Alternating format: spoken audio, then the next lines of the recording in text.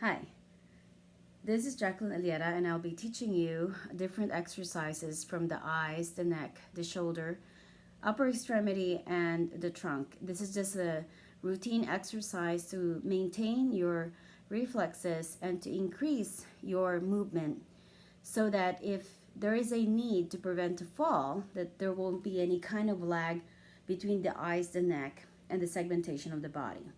So typically, to prevent falls, we want to have good reflexes and we want to have good segmentation of the body. And we also need to have a good technique that if you were to actually fall, you need to protect your head.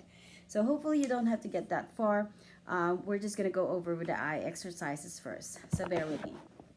So with the eye exercise, what you want to do is to look up and count to 8. 1, 2, 3, 4, 5, 6, 7, 8. Now look to the right and you can stick your finger and see how far to the right you can see. And you go 1, 2, 3, 4, 5, 6, 7, 8. You go to the left, 1, 2, 3, 4, 5, 6, 7, 8. And you can do it a little bit slower. I'm kind of counting a little bit faster just to make this particular activity move a little bit with speed. So you also want to get to the corner. So you kind of look at the top left, 1, 2, 3, 4, 5, 6, 7, 8. You look at the other side, 1, 2, 3, 4, 5, 6, 7, 8. Bottom right, 1, 2, 3, 4, 5, 6, 7, 8. Bottom left, 1, 2, 3, 4, 5, 6, 7, 8. Now, the neck is the other one that I want you to do. There's different eye exercises, which is a little bit more complicated. And one of them is just putting your finger directly in front of you at eye level. And you want to bring it in slowly. And you kind of have to maintain and keep it as one finger. The moment you see it doubling, that means that one eye has shifted a little bit and it's no longer converging properly. So you got one eye going in like this and the other eye is not. So that's when you see double. So if you wanted to maintain it as one, you concentrate and move it closer to your nose rather slowly. You can do that up to 8 times. Another thing you want to do is put your finger in front of you or any kind of particular colored pen if you like. And I'm just trying to make sure we have enough lighting. You want to get your eye focus near and far. So you want to look at this and then you want to look far away. Look at an object far away. Could be a lampstand, a doorknob, or anything further, a frame, a picture frame. And you look 8 seconds away, go back 8 seconds close. 8 seconds away, go back 8 seconds close, which is the finger. So it's going to be like here and there and here and there. But you're going to do it 8 seconds. So that is how your eye transitions from near and far. Another thing is to have isolation of the eye from the neck, which is very important because we don't want to be in a situation where something is coming right or left and we have to move our head to the right in order to look at it. We don't want that. So what we want to do is have, when we're looking straight here, and we want to be able to move our neck and still focus on the object. So that's isolating the eyes from the neck movement. You can look up and down. So you're maintaining your focus on the tip of the finger. You look up and down. You move your head up and down, sideways. You can bend your neck. And as you can see, the eye needs to stay straight. And what that does is that it prevents you from bobbing up and down. And if your eye is too steady, bobbing up and down, you're going to be dizzy. So that prevents the head ability, the head, when it's moving up and down. Let's say somebody's driving you or you are, for some odd reason, you're going up and down the stairs, then you want to be able to focus on the finger as you go up and down and look at one thing, okay? Because that reduces the chances of falling. So the next thing to do is work on our neck. There's plenty more eye exercises if you wanted to do. You can go scanning, top, down, side, top, side, down. You could do circle. You could do kind of elliptical, and that allows the eye to adjust in different direction. And again, that's to prevent falls and improve your efficiency when it comes down to hitting a target or going somewhere. Okay, so now the neck is the next one that we're gonna do. And what you're gonna do is simply first observe where your neck is in reference. Okay, so here's my neck. You wanna tuck it in and develop a straighter neck. So this is like a slump position. And this is what happens. So we look taller when we tuck our chin in. Okay, so you tuck your chin in, then you work on retracting your shoulders. So when you're retracting your shoulders like this, it eases up the neck. So with the chin being pulled, and you look right and left, but we're gonna do it 8 counts. So let's start first with up. 1, 2, 3, 4, 5, 6, 7, 8. And again, you can do that a little bit slower. I'm doing it fast just for the purpose of going through this exercise. Look to the right. 1, 2, 3, 4, 5, 6, 7, 8. Look to the left. 1, 2, 3, 4, 5, 6, 7, 8. Now, when you look back to the right, you'll notice that sometimes you have more kink on one side than the other.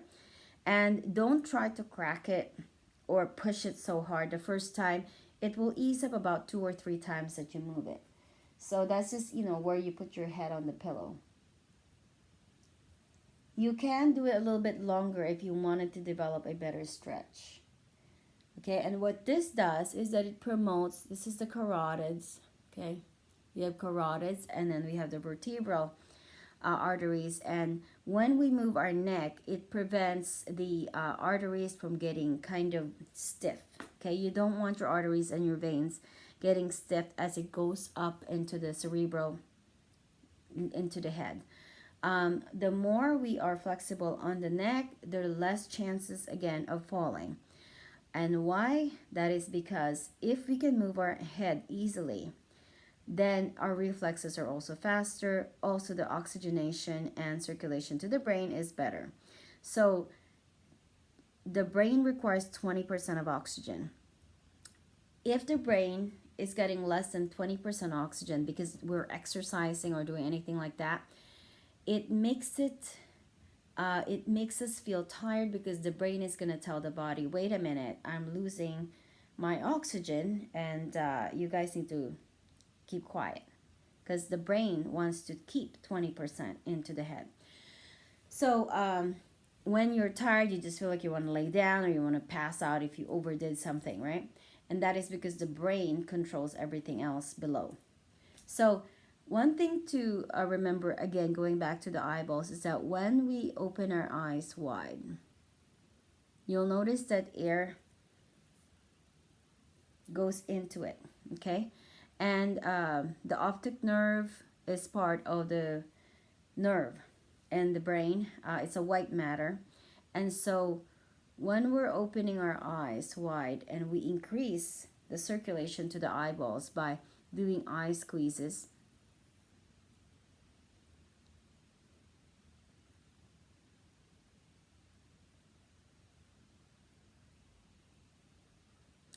when we do those eye squeezes, it increases the oxygenation into the eyes, and it helps you become more alert. So if you find yourself very tired and slumpy, if your eyes are very weak and it wants to sleep, your entire body is also going to follow.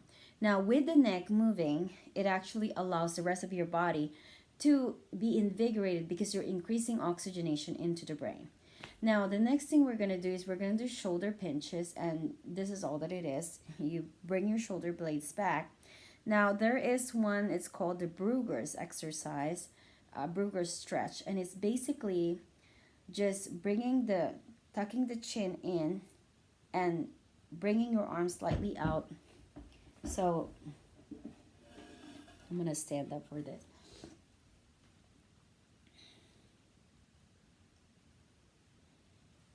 So when we do this, this opens up the chest, and if you can push it up against like the hard surface of the chair, that gives you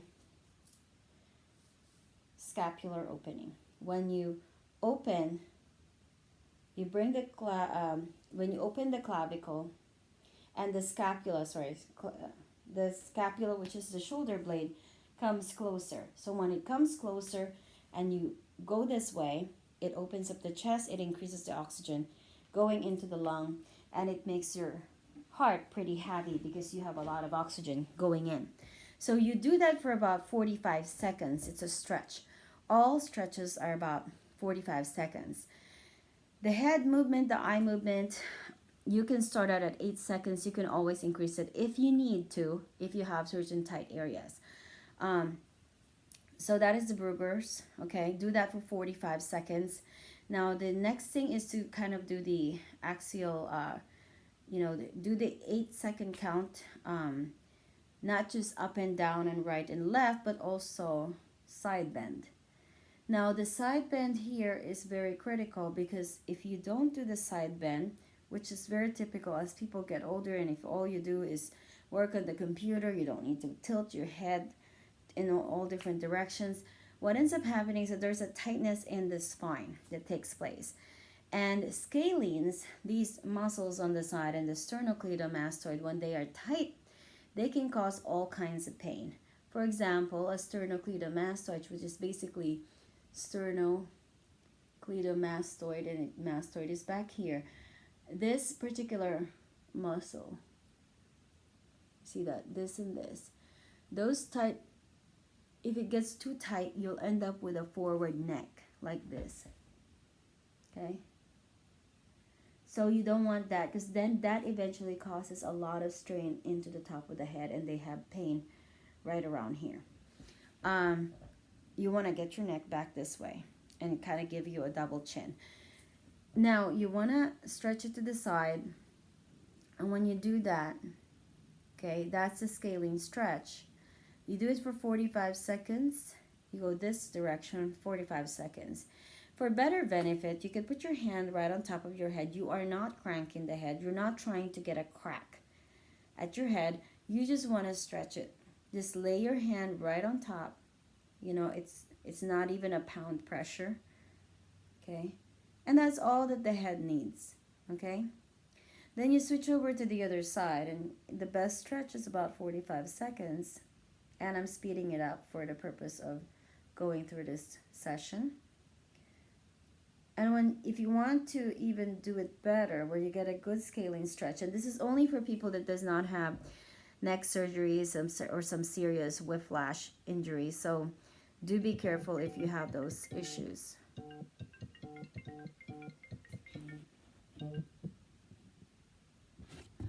So side bending and side bending, okay?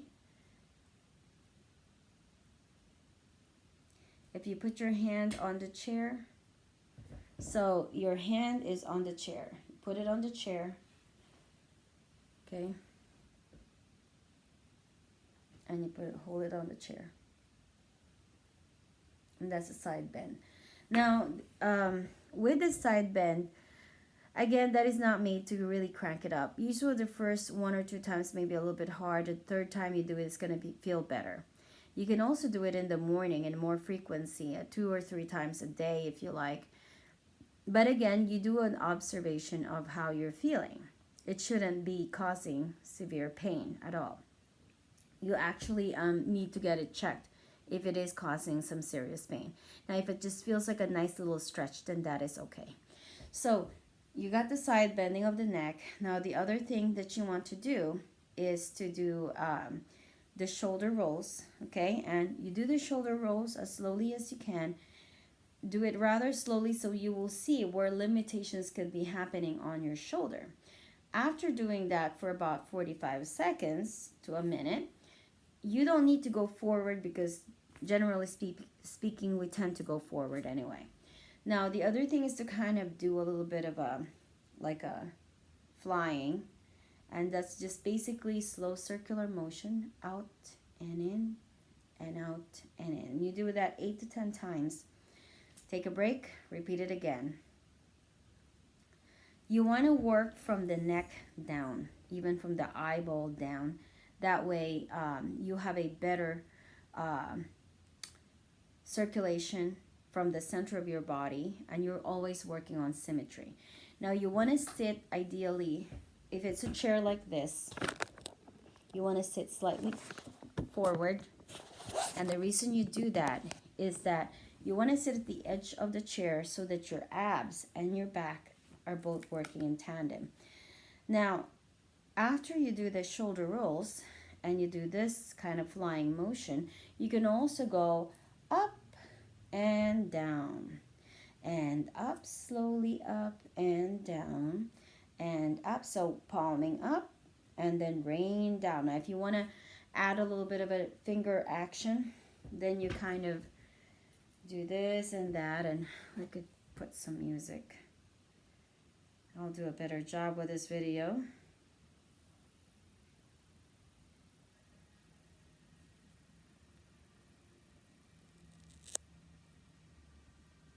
Hold on a second.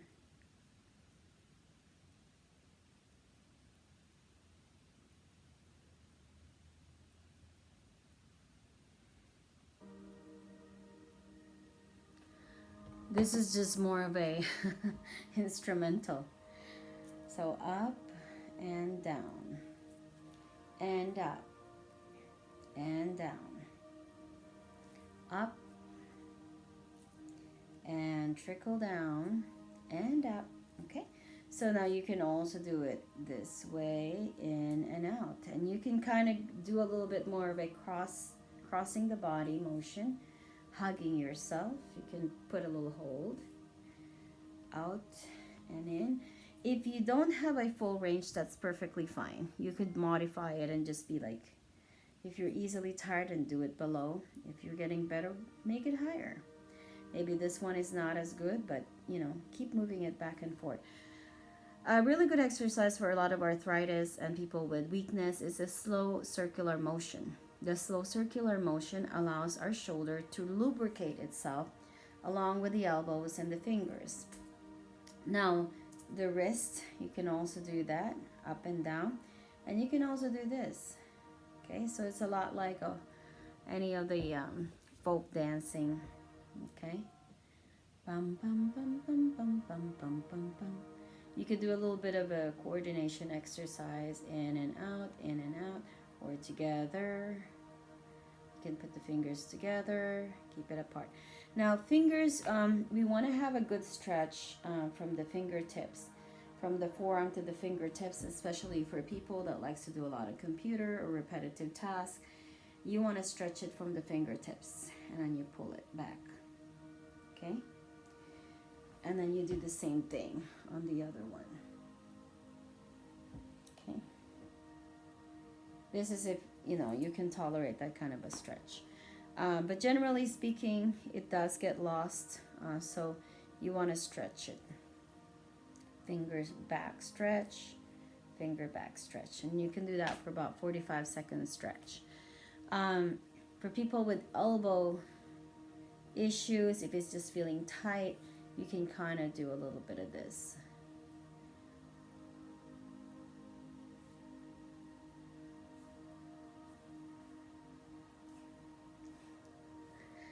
Okay, so gliding down, so the spine, we just have a few more exercises to go over. Another very important thing is the trunk control with the segmentation of the trunk. And how you do that is to go this way. So when you do this, it actually makes your lung, as long as you don't have a spinal surgery or no serious, didn't get like a sternal opening or anything like that for a cardiac bypass, and your back, you don't have like back surgeries or severe back pain. If you have back pain, you do need to consult a therapist before you do any of these exercises. This is a disclosure. So for the back, you want to do segmentation. and come back this way 8 seconds, and you can kind of just rock the baby back and forth, and you'll see, like, I do this just about every day, and every now and then I feel a tightness. Okay, and this is good. Now you could go slower, and you can do kind of like a secretary stretch.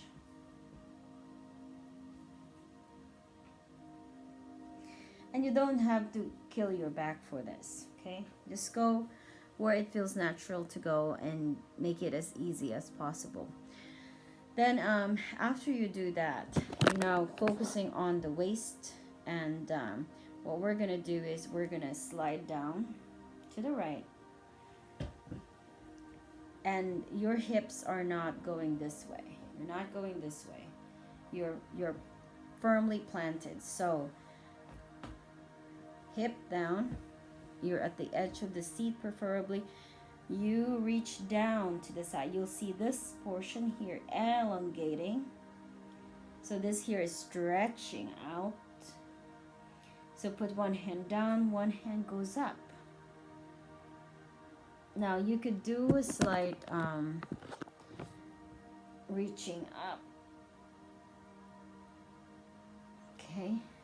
And that feels really good. And this keeps your body young.